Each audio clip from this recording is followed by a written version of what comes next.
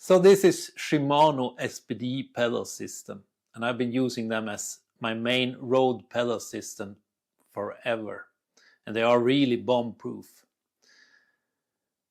However, at the beginning of last season, I decided to switch them out for Time Xpresso pedals. But this one thing has really disappointed me.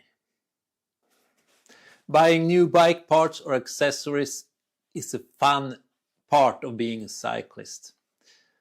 Of course, more fun to buy it as an upgrade than to replace faulty ones.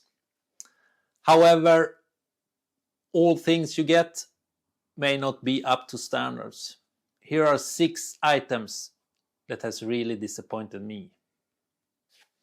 What has disappointed me with the Time Xpresso pedals has nothing to do with the pedals themselves. They are quite good, I find them.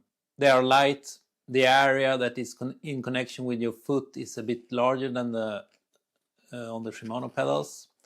And also one of the reasons I got the Time pedals was that I was able to get the pedal more on the middle of the foot. Now, what has disappointed me a lot are these ones, the Time cleats.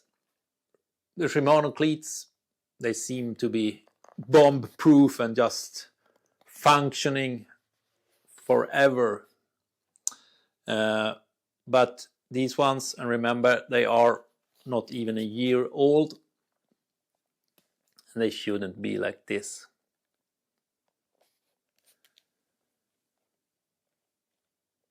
So what has happened is that the pedal has cracked.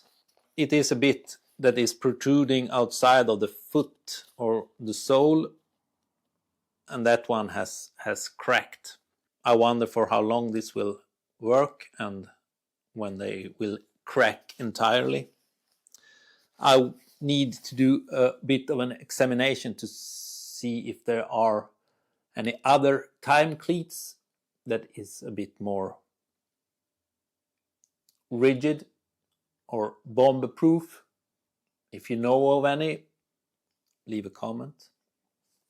Do you remember bike lights from a few years ago? They were quite large and recharging through USB was unthinkable. I got this one. It's a Magic Shine MJ808. And the light is quite small.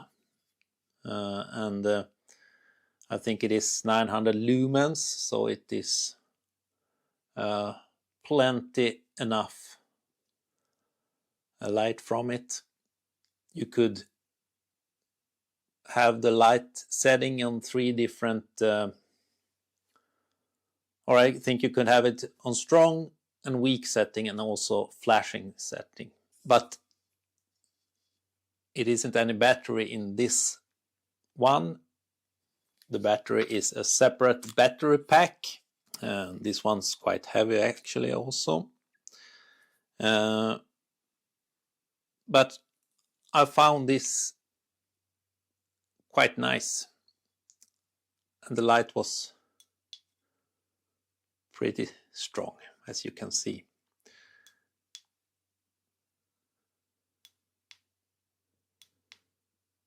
And what is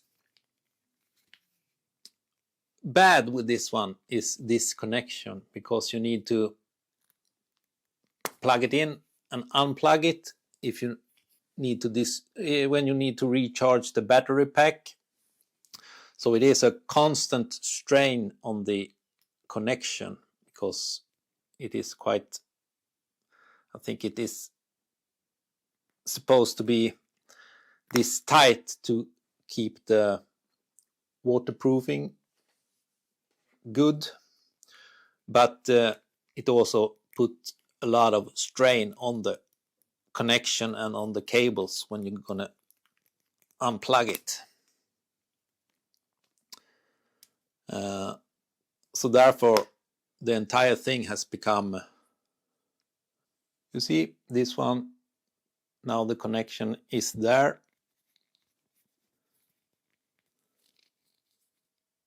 and now it's gone. So this connection is quite sketchy, and it hasn't a stable connection actually. So I haven't, unfortunately, not used this one for quite a lot of years. A couple of buddies and me, we like doing some bikepacking trips, and we done a couple in Italy. The last one we did, you find that video up here. So for the first trip, I bought some bikepacking bags from Cefal, and I think they were excellent. But on our second trip, the frame bag, this one,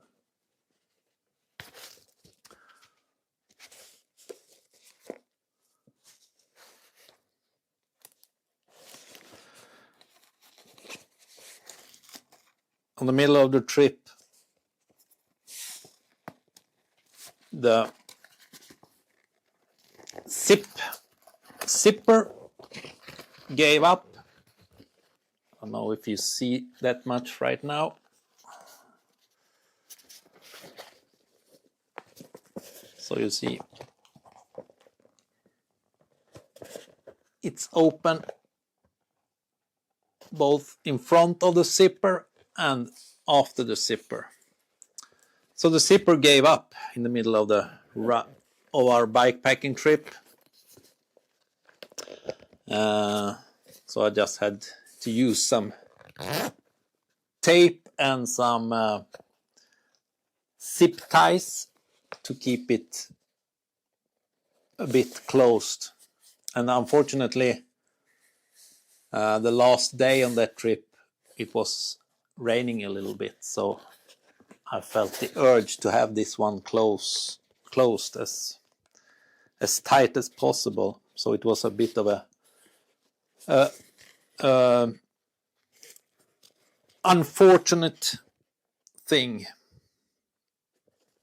but I think it isn't that good of a quality, at least for the zipper on this Cefal frame bag. Otherwise I find it quite good, but that did really disappoint. And talking of bags, I bought a small fuel bag for bars and gels. I think I did it also before the our last bikepacking trip. It's quite small. Some goodies and some bars and some gels fit in it, but not much more than that. However, it has a hole in it, so the stitching has let go a bit, and it's still usable, but not for small items that might slip through the hole. So not that good quality on this one. It's a Cycon bag. You say SC Icon or Cycon? I don't know. But whatever, it's a Cycon small bag, fuel bag. That's really disappointed me. And the next item, I was a bit hesitant that it should be on this list, because in some ways it is a really good item, but in one way it is also quite disappointing.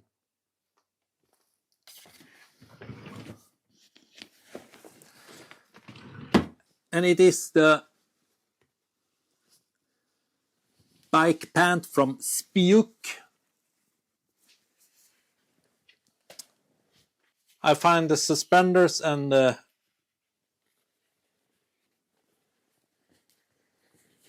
pad is really good.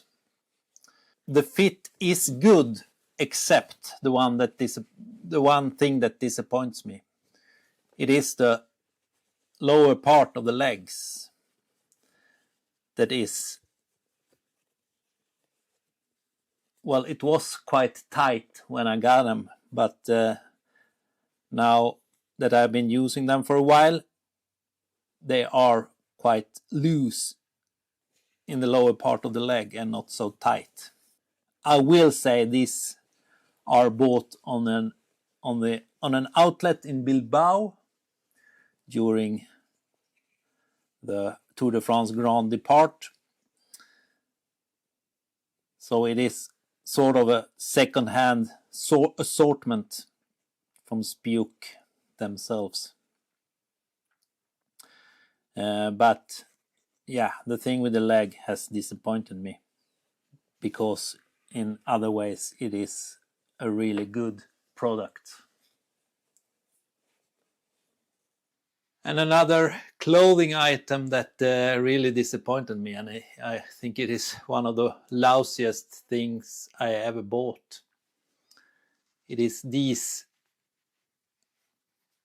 leg warmers from Craft, Swedish brand Craft. They look good, they feel good,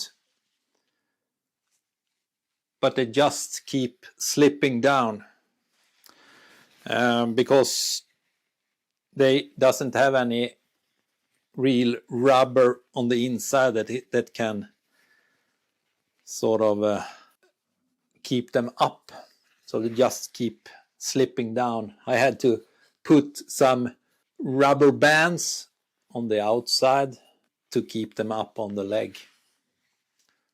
So these ones was a real disappointment. Sorry, Craft, that I think does quite a lot of good things, but these ones, nope. And before jumping into the final disappointment, if you haven't subscribed, please consider do that and like. Me and my youngest daughter are going on a cycling related trip in a couple of weeks, and there will be at least one video from that trip coming up on the channel, so you don't want to miss that one. And the final disappointment has been in my drawers for quite a long time.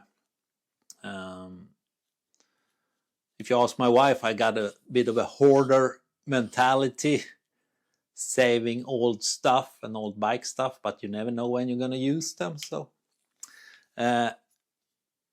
this one is a seat post from the old brand Onsa, if you remember them. And it is an aluminium seat post, quite light, and the thing that is a bit of a innovative with this one is the fastening system for the seat post, because you unscrew the whole part that is fastening to this saddle, and then you just screw it into the seat post.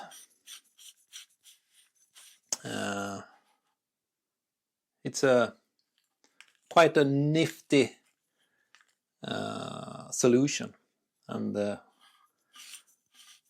I haven't seen that since this one actually. So, but what disappointed me with this one was that I bought one for my, I think it was for one of the older mountain bikes I had, and I bought it in the right dimension, but when I was going to put it on the bike, it didn't fit.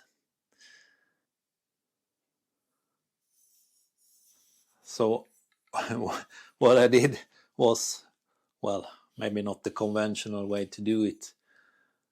I sort of sandpapered off the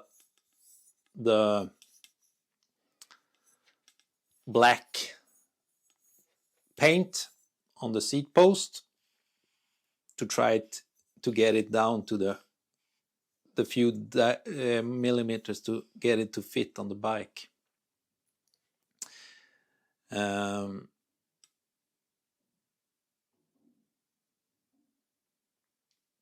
So the disappointment was actually that the dimension wasn't exactly right.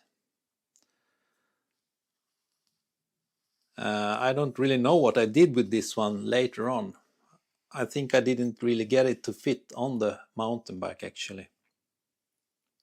And now I see I have a crack in it also. I think I borrowed this one to a friend of mine, and I don't know if he got it to fit either, but I got it back. And now I don't have any bike with this dimension, so it has just been lying on the good to have drawer in the basement.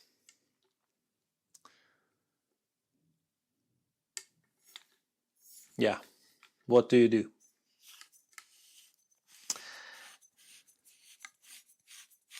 So that's my 6 disappointments, and